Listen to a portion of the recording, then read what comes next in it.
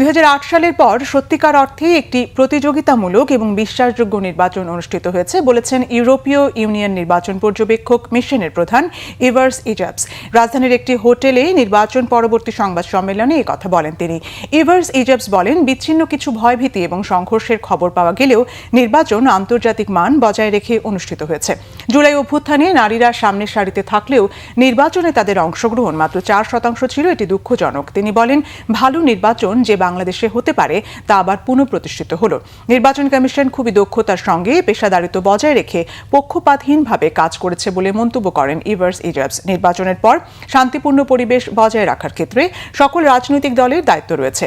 গণতন্ত্রের সহিংসতার কোনো জায়গা নেই। অনিয়মের অভিযোগ থাকলে আইন অনুযায়ী নির্বাচন কমিশনের সেটি সমাধান করা উচিত বলেও মনে করেন ইইউ নির্বাচন পর্যবেক্ষক mission. This is renewed momentum and it paves the way for the next phase of reform. Secondly, these elections were genuinely competitive and pluralistic.